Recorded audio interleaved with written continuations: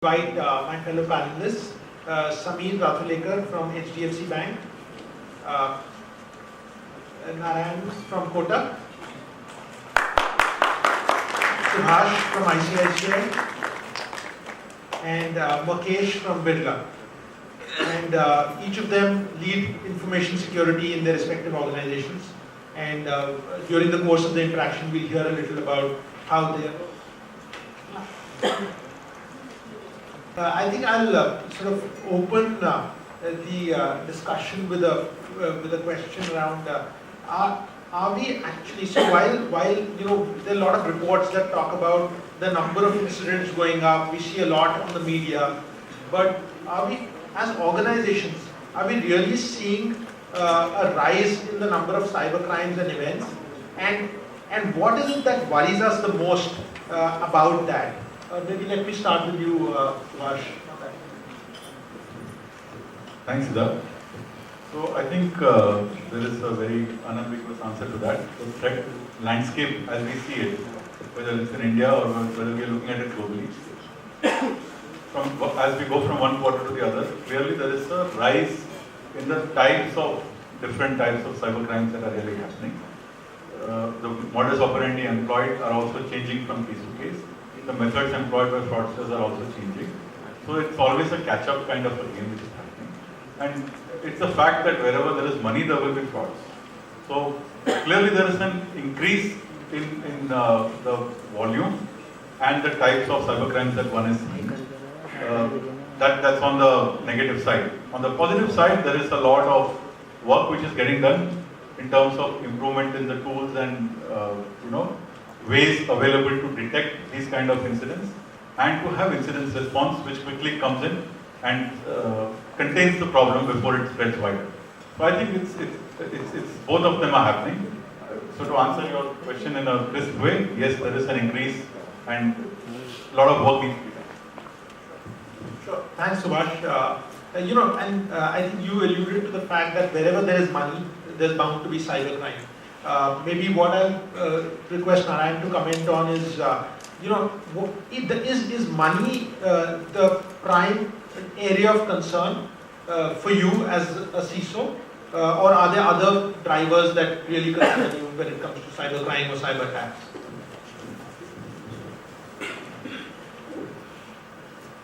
So, if you just change the terminology from money to value at risk, okay, then other things come in, right?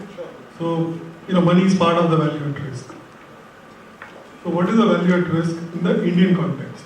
I think we have to clearly understand as a security professionals, because we are too much of reading of the US and European based databases, okay, and all the quantification is based on the US data value at risk. Okay. Since they have SSN, okay, our equivalent is Aadhaar. Okay, so there's a difference between these two. And if you steal SSN, the hacker gets at least $4 per record. Right? If you compare with the Indian context, a customer record in India, the value at risk is very low.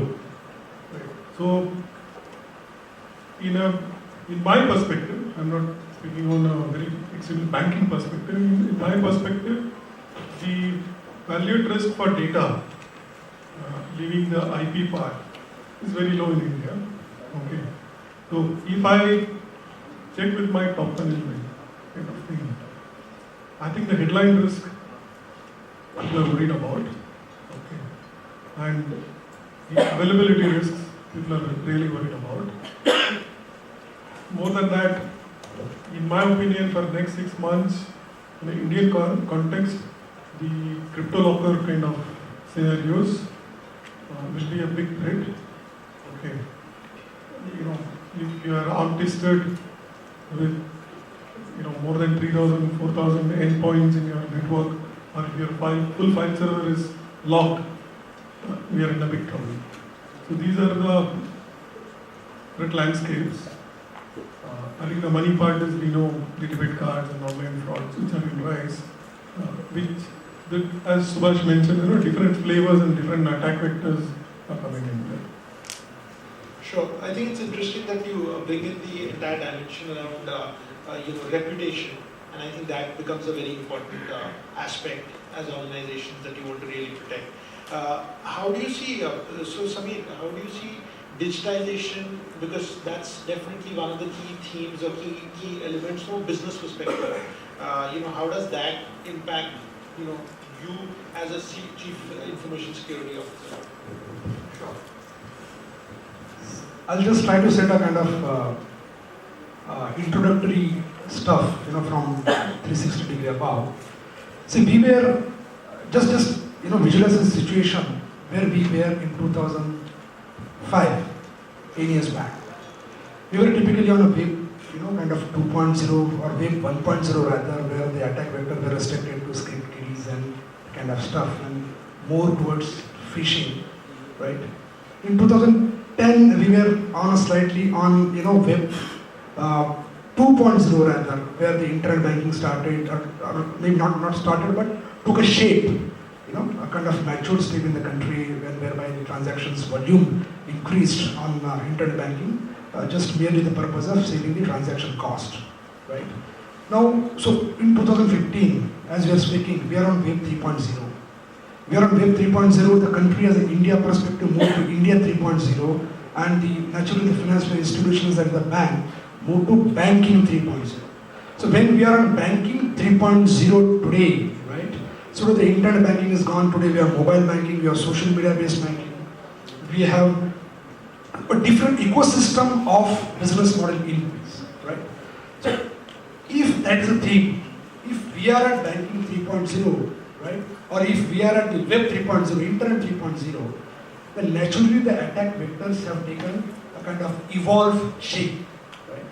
Just to give you a couple of examples on this theme. Today, the transactions, and if the hacker want to target you, why did he want to do that, right? Why? So our whole focus today is to have the DLP or to protect basically your perimeter to make sure that your perimeter is protected, your data within the boundaries are protected. But where is my boundary today? My boundary is blurred, my boundary is extended because I am required to send the data to the third party for statement printing purpose, for credit card purpose.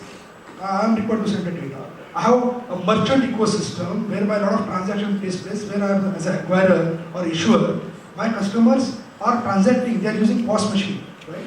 So the choke points have increased by many folds, right? So the typical and traditional definition of protection, my boundary is gone now, right? So one should understand that. So when this kind of business model is evolved in worldwide, specifically in the context of India, naturally the attack vectors are going to increase. Okay. Now point number 2, just a slightly different aspect. When I speak about the banking 3.0, traditionally we speak about the internet banking, mobile banking, and other delivery channels based banking. When typically we use a word of alternate delivery channels to ATM, mobility, and internet banking, today the maximum transactions are happening on these channels, whereby the brick and mortar banking has become alternative delivery channels, right? So in a way, the primary banking channel is internet, mobility, and social media. So if a hacker or an organized criminal want to target me, they will not waste their time in hacking my routers, my firewalls, my intelligent prevention system, getting detected in my security operations center. Why do you want to do that? Today, when they know that a specific bank is on social media, they will launch a cross-site scripting attack on that specific page, and the vulnerable browsers at the client side and consumer side might get exploited. And then, as Narayan put out, it might result into a kind of endpoint, Trojan getting planted on the end machines. So this is the world, from 360 degree angle where we are today. I don't know what would happen in the days to come, right? I mean, it's not worth to imagine. It would be definitely a different world. Right? So now, when this is the ecosystem today, right, the attack vectors of Trojans definitely increased. We have seen certain cases whereby the consumers got infected with the keylogger Trojans and the data got captured in a huge, right? Similarly, if my merchant is basically allowing the transactions of my customer where I am a issuer segment, if one of the network of merchants that is compromised, it would result in a lot of my customer data exfiltration, through the command and control center of hacker. Right? Most important part, if 2005 to 2015, if you take an analysis complete journey of the last 10 years, what attack vector remained constant is the social engineering based attack. In 2005, as I narrated during my initial thoughts, was the phishing. Today we have equal amount of phishing, right? The social engineering in the form of phishing to a certain extent. Today phishing has taken a different shape, where there is a phishing on mobile, phishing on social media, phishing on SMS, everywhere, right?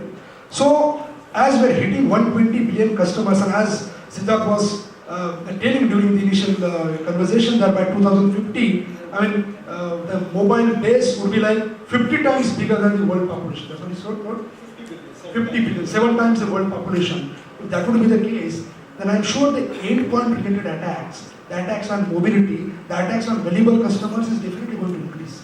So while we are focused on the traditional boundaries of my institution, of the technological deployments within my organizations, we need to make sure that the vendors, the merchants, the service providers, wherever my touch points are, I think those also need to be a kind of your trusted partners, need to be brought under your umbrella of the risk management framework, and make sure that the gullible customers are also sensitized continuously, so that that would be the effective way to address this kind of evolving stuff. Otherwise, these attack vectors will go on evolving, will go on changing, and ultimately we end up putting the silos of security solutions, resulting into a kind of pseudo-infosec question.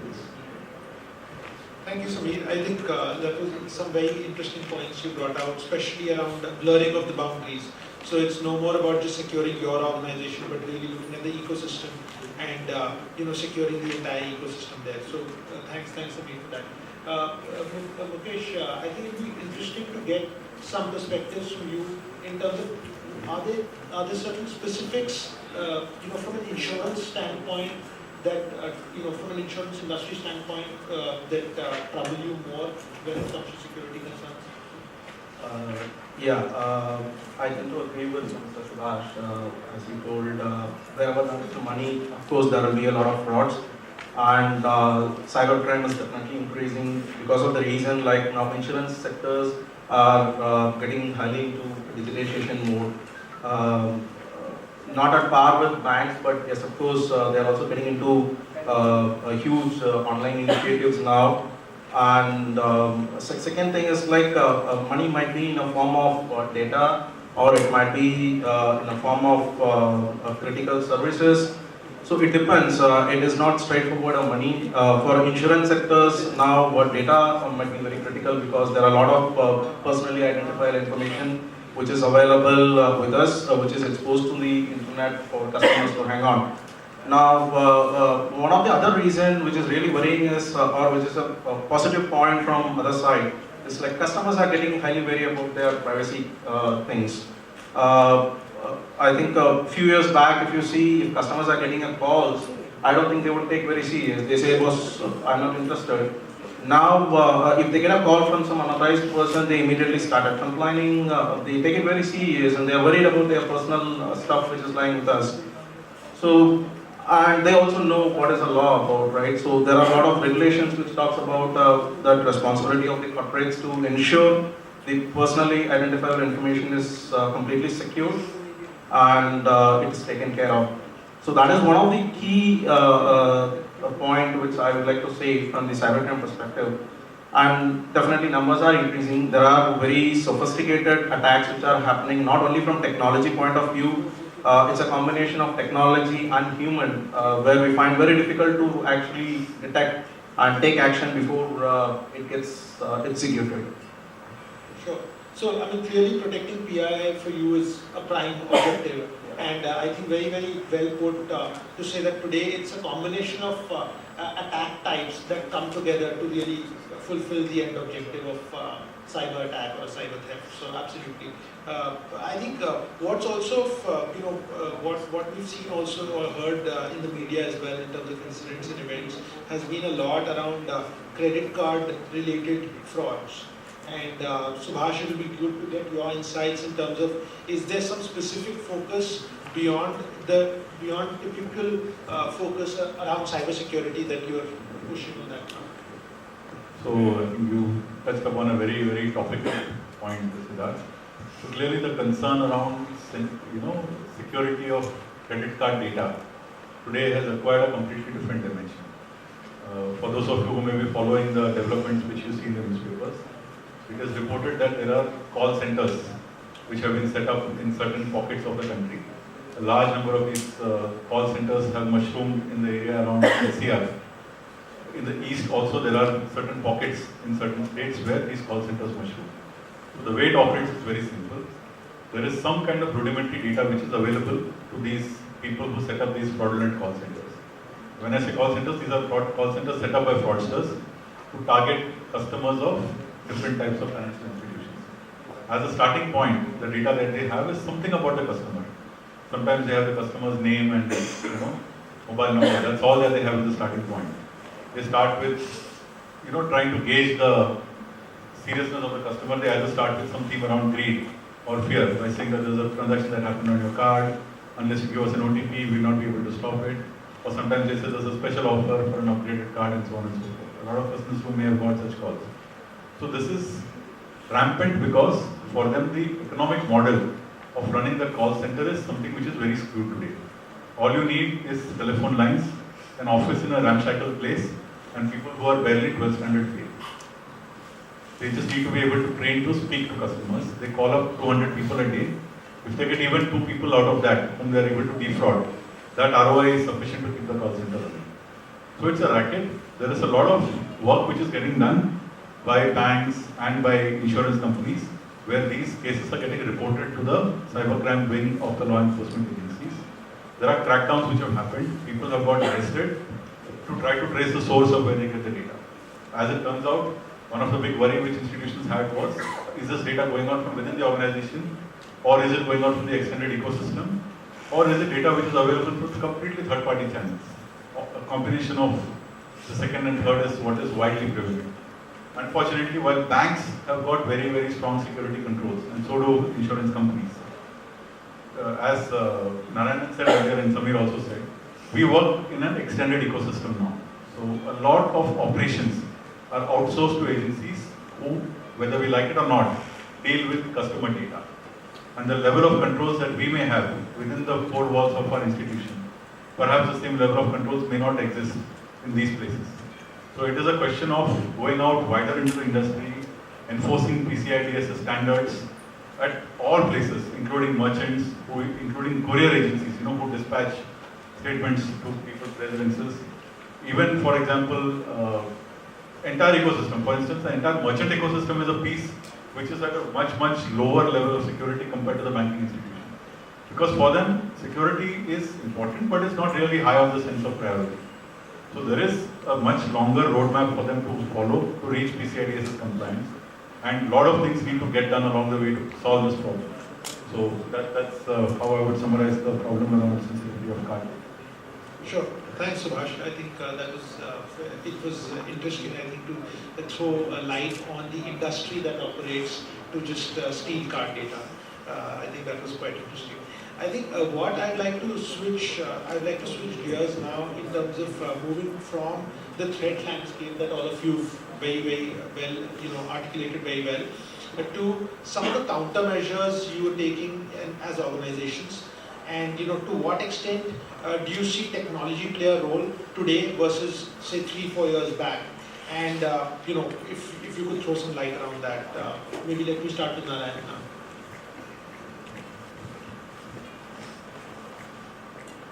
When we speak about cybersecurity, I think you hear 4 terminologies together now. There is cyber risk, cyber security, cyber threat, cyber resilience. These are different or same. That terminology itself is not standard now, right? I'm just comparing. In 1998, 99, when we were pure play. I would not say network security professionals. We are one of those guys who are responsible to manage something called firewall in the organization, right? But we don't know. He's one of the members of the IT team. right? Then we got network security as a standard profession. Then the information security came in. By early 2000, the things were clear, right? You adopt the BS 7799 model, something called asset, classify, do a risk assessment, you do these controls. You reach a level in information security. There was a roadmap. People build on it. There are multiple frameworks on information security. Fine. These are something for cyber security. Is information security is good for cyber security? The answer is no. Okay. I just move on to a tactical one. Okay. 10-15 years back, you might have to do a review. Okay. The first question I'll ask is, can you please give a network diagram?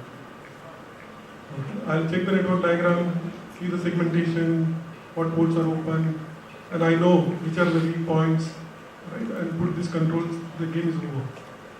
Today, it doesn't end. You need to have a network diagram and you need to do something called kill chain analysis, right? You need to speak about the threat vector and attack vector analysis. And also, you have to think what is the fraud life cycle for that asset. Okay? So, the fraud life cycle is a mixture of technical and non-technical aspect. It is process, it is people, everything together. So, having said these tactical levels, what you need is a well-formed cyber resilience framework with maturity models. The cyber resilience framework will have preventive, a lot of response-related controls. The regular test, whatever we do, there are subsection of those tests. If you are doing a simple penetration test, we used to do only externally, then we said no, we have to do internal pen test also. Now the penetration test models are changing. You have responsible disclosure models. We call it something called power play model. In cricket you have a power play. So these many fielders should come in, these many fielders should come out. Right? Like that you do an external pen test. The same guy, you tell him that now I'll give you a full privileged user network access. Okay, assuming that somebody had done a social engineering, put a malware, came in, what next he can do? So do that simulation test. Then move that guy to your admin VLAN, example. Give him access there. Tell him now you do your own testing, where you can reach like this. Then you know what is the weakest resistance path in your network. You try to plug in. So these things will come in only when you put a full-fledged cyber resilience framework, form red teams and blue teams, do these drills. So what we really require now is a good framework to plug in the technology and the processes together. Sure. So I think, so clearly what you're articulating is it's about both the technology and processes and how they intermesh together. But Samir, maybe I'll take leave from what Narayan was mentioning and move the question to you. To say, what are the biggest challenges when it comes to technology implementation, security technology implementation?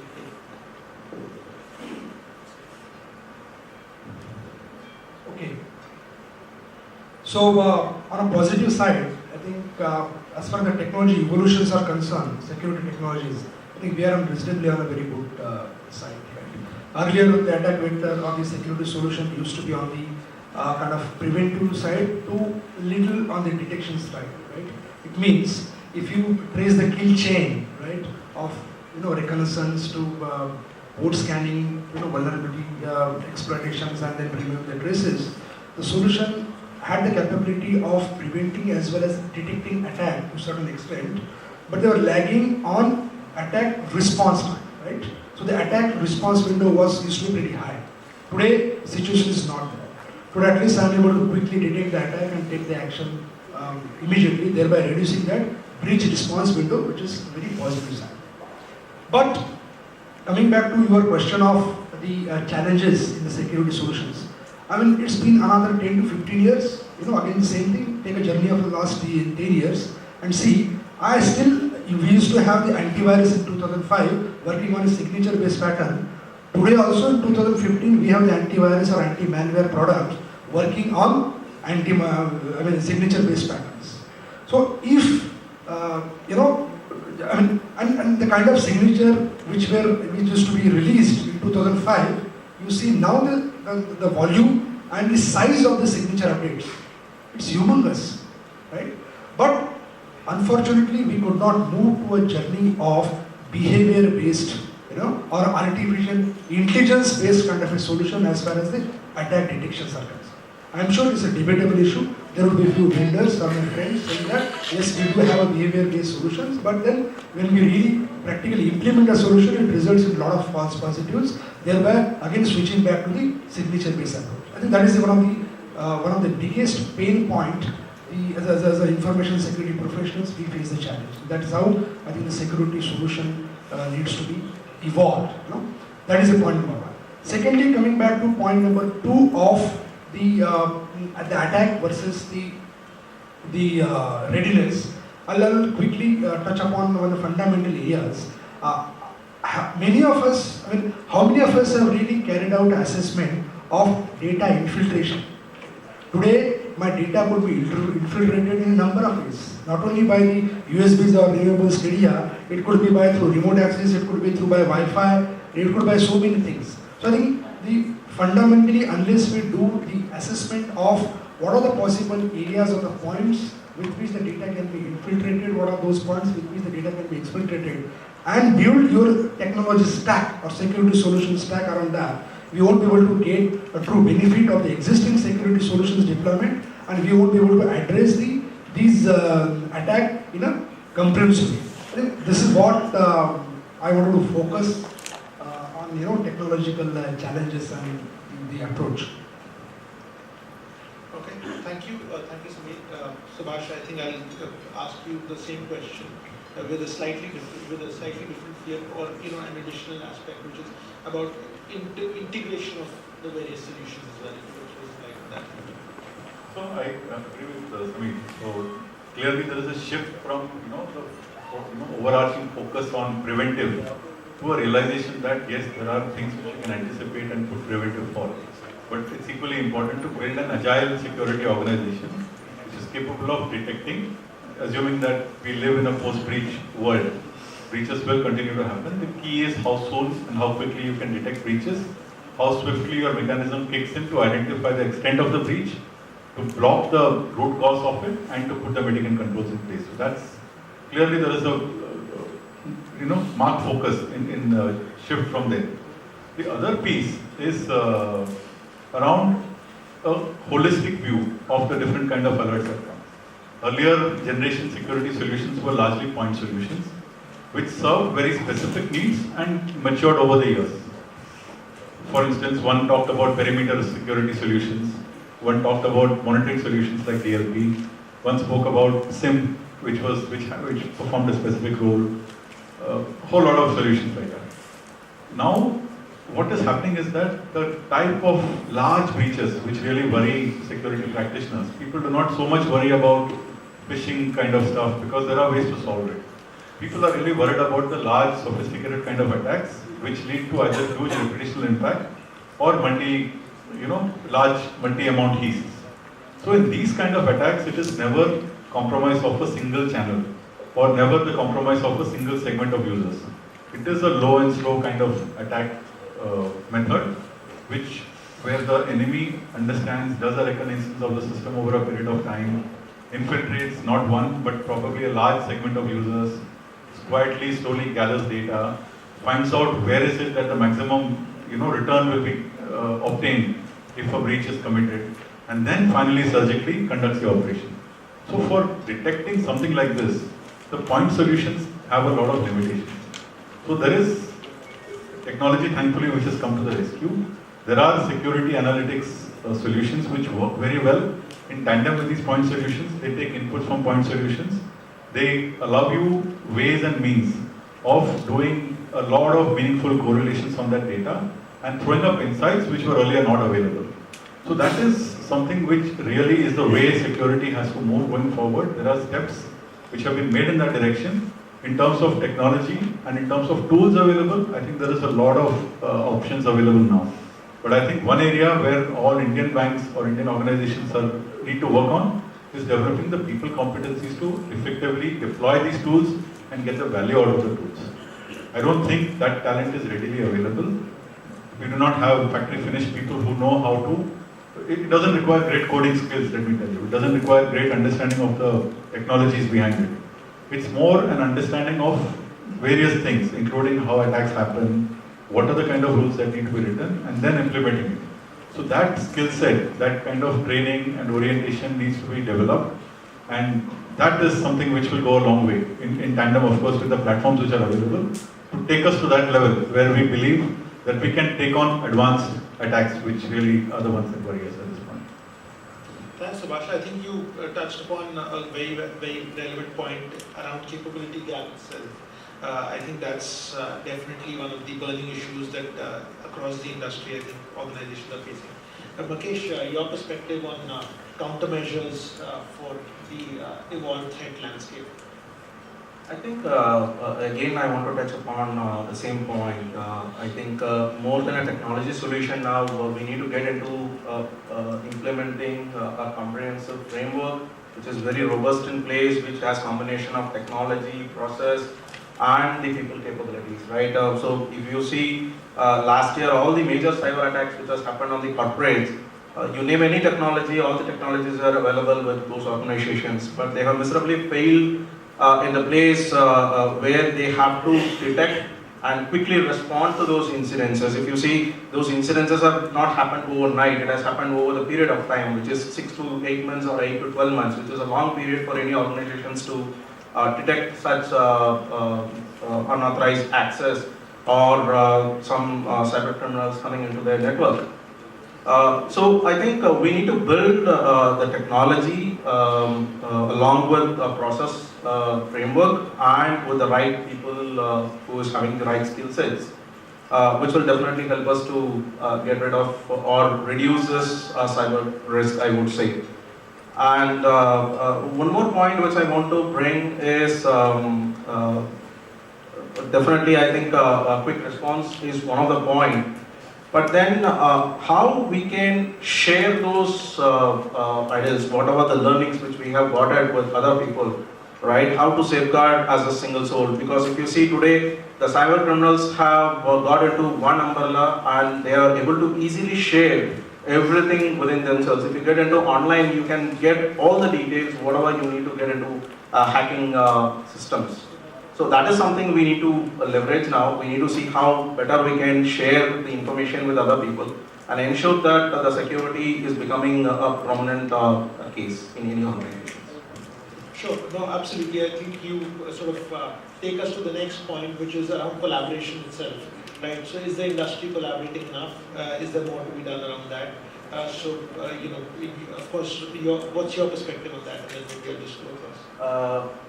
So before getting into industrial collaboration, it's my personal opinion. What I feel is like collaboration within the organization is very important right now. So you have various teams working for a particular task, and whether everybody is collaborating in a structured way, whether is there any framework, whether roles and responsibilities are clearly defined, that is something, yes, we need to improve a lot. Where multiple teams are working under a same umbrella, but then whether they are sharing the information, whether the responsibilities are clearly defined, whether they were able to actually hand over the things at the right time, that is very important, I would say. And then when we come into the industrial collaboration, I think there are a lot of activities which are happening around it, but still a long way to go.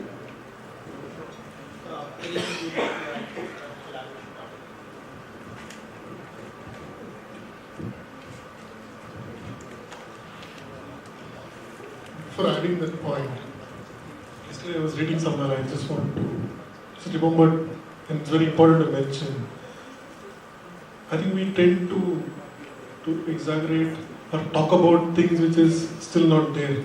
Okay. I was reading a report yesterday that we talk about the target breach in length in each and every conference and each and every vendor presentation. If target is not there, it's a problem. So, one of the key points in target is the POS machines. they're very for POS machines. When they audited now, around 75 to 90% of the machines have default passwords. Okay? And these passwords are documented from 1990 in their manuals. So it is available in the manual from 1990. And more than 70% of the POS machines still have had default passwords. So while we are talking about security analytics and response mechanisms, etc., I think we have to just break and see what we have, are we using it properly? Are we sticking to the basics in all our infrastructure? Need to be ascertained again. Sometimes you go with the wave, you forget where you are. So on information sharing, I think we have for banking industry, there are good initiatives. Whether Vishal is around or not. One of the guys who was pushing for collaboration for last 3 years, and some of the IB card kind of mechanisms are in now. So I think within the banking industry, yes, there is a base framework for collaboration. The only thing is content needs to be added more, and other financial services need to be included. More than that, the security intelligence collaboration from the vendor side in terms of, we hear about IOC, right? But still in our infrastructure, the components are not linked together, that indicators of compromise feeds are coming in, automatically deployed in all the security components and protected. I think nobody is talking. Talking in the sense, even the vendors are not coming and say, I will integrate, I have the capability, this is the cost. That proposal itself is not coming. So it's still a concept. Some people understand what is the full form of IOC, some people don't understand. That's the state we are in. I think that needs to catch up in the next quarters. And intelligence is not only that what you and me know and share with each other. We should know what the hacker is doing, right? So within the Indian context, we need to have companies like RiskIQ and those companies who are in the hacking chat rooms and other chat rooms and trying to give the intelligence to the corporates that this is what is going to happen. These attacks are planned against these sectors. Those kind of intelligence need to come. Then the sharing has some meaning. Thought process is the extension of what Narayan said. In US, there is an organization called FSTC, Financial Services Technical Consortium, which is a consortium of financial institutions, where they share, and where the data and then take a shape of a meaningful data, thereby giving a kind of actionable intelligence to the whole community. So I think as a step number one, when in our country, in the banking industry, we have the IB card set up by DLBT, but the other financial sectors are yet to be member of the IB card, or they have their, kind of become a member of an umbrella body, which might be set up in the days to come. So on the lines of FSTC, that is something we'll have to wait and watch. And more important point is simply having the organizations and sharing the information may not make sense. What I need to have, what kind of intelligence I am getting out of the complete information collaboration. Just to give a simple example, if there is a specific of phishing attacks in specific areas, right? For example, say Northeast or Jamshedpur or Ranchi sort of area, a lot of my customers are getting a phishing call, fraudulent telephonic calls, right?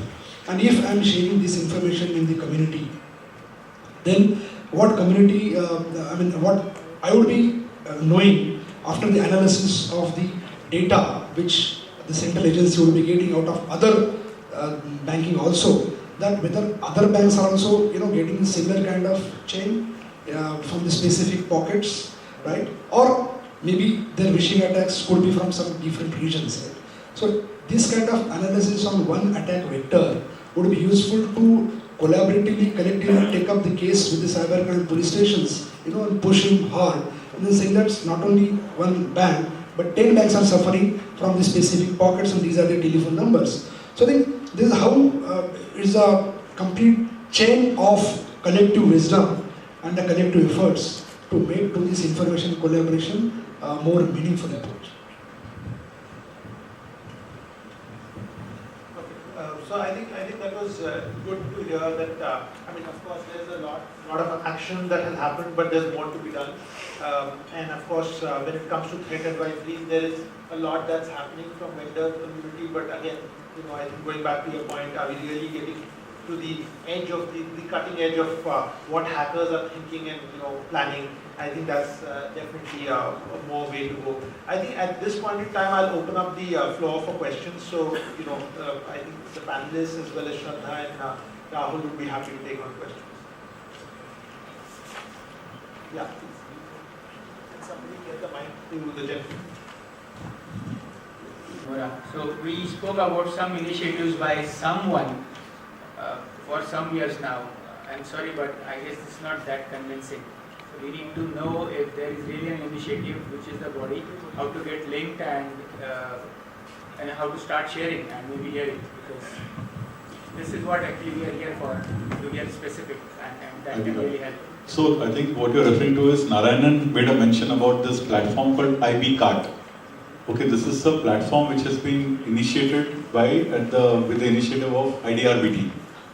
Okay, IDRBT has set up this platform and they have empaneled all the banks which operate in India as members on this platform. It's currently a closed user group because there was a lot of worry among the banks or in participants that the data, obviously this kind of data is extremely sensitive, right?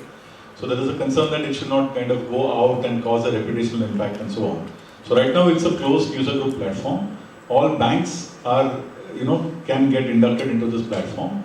And the way it operates is it is completely anonymized. So for instance, if I as a bank need to report an incident on this platform for the benefit of the wider community, when that information goes out, it will strip it out in terms of which is the bank which reported it. So that there is no embarrassment or reputational impact to the bank which reported the problem. So that anonymization is done by IDRBT and they disseminate the essence of the threat. So for instance, if it's a phishing call, the number gets communicated. If it's a port scan which is reported, they communicate what is the IP from which the port scan is happening. So that whatever information is communicated is actionable. So that is the initiative, and if you would like to be a part of it, I would recommend that you could get in touch with IDRBT and put forth a request, and I think they will take it forward. Thanks, that's it.